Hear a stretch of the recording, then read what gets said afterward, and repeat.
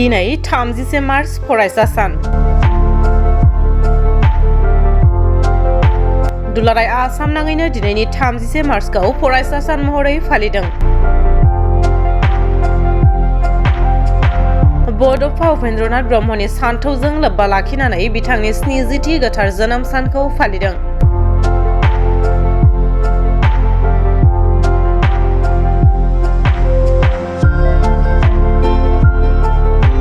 दिनै सानसेनि हाबाफारि लानानै तामुलपुर जिल्ला दुलाराय बर' फरायसा आफादा बड'फा उपेन्द्रनाथ ब्रह्मनि 70थि जोनोम सानखौ फालिदों।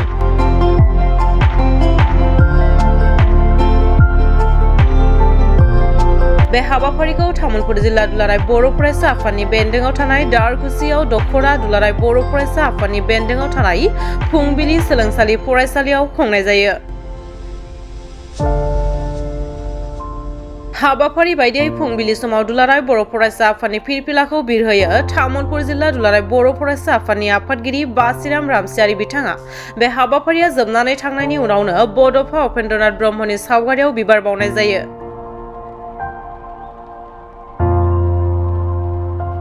बे हाबाफारिया जोबनानै थांनायनि उनावनो फरायसाफोरनि सावरायमेल लानाय जायो। बे हाबाफारियाव बाहागो लायो मिरु दुलाराय बर' फरायसा आफादनि लेङाइ आफादगिरि उमेश दैमारि बिथांजों लोगोसे गोबां एबसुनि दैदेनगिरि मावथि बिथांमोना बाहागो लायो। दिनै 30 मार्च बड'फा उपेन्द्रनाथ ब्रह्मनि 70थि जोनोम सान आरो बेजोंनो सोमोन्दो लाखिनानै दिनै आसाम नाङैनो आसामनि मोनफ्रोमबो सरकारि फसंथान आरो फरायसालि फसंथानफोराव बे फरायसा सानखौ दिनै आसाम नाङैनो फालिदों आरो बेबायदिनो जोंबो तामुलपुर जिल्ला दुलाराय बर' फरायसा आफादा जिल्लानि सिङाव थानाय दारकुसि दखराजों जोङो जथायै जोङो नैबे दारकुसि दखरानि सिङाव थानाय फुंबिलि सोलोंसालियाव जोङो लादों सानसेनि हाबाफारिजों। दा फुंनि हाबाफारि बायदियै गिबियाव जोंहा फिरफिला बिरहोनाय गौथुमनि, नैथियाव बड'फानि सावगारियाव बिबार बावनाय।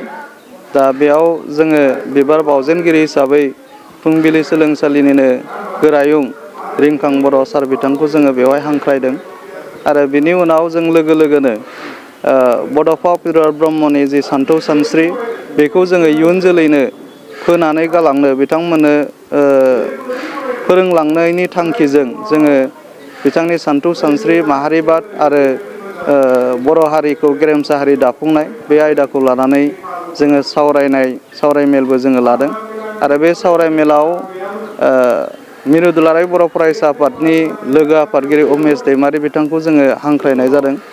दा दिनैनि बे गोथार सानाव आङो साफ्रोमबो बुहुमाव थांना थानाय सुबुं माहारिनो फरायसा साननि गोथार हामलायनायखौ आं बे समाव बावदों आरो बड'फा उपेन्द्रनाथ ब्रह्मनि जि जोनोम सान 70थि जोनोम साननिबो मोजां हामलायनायखौ आं बे समाव बयनिसिमबो बावहरबाय आरो बड'फा उपेन्द्रनाथ ब्रह्मनि जि गोथार जिउमा बे गोथार जिउमाया अरायसम सोरगोआव आलो गोजोनै थानो हाथों बेखौ इसोरनि सेराव आङो आर'ज खालामबाय।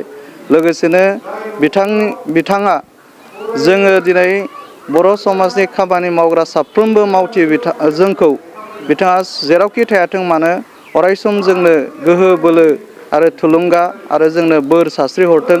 दा बेनि थाखाय आङो बड'फा उपेन्द्रनाथ ब्रह्मनि गोथार जिउमानिसिम आंनि खुलुमनाय सिबिनायखौ आं बे समाव आङो बावदों।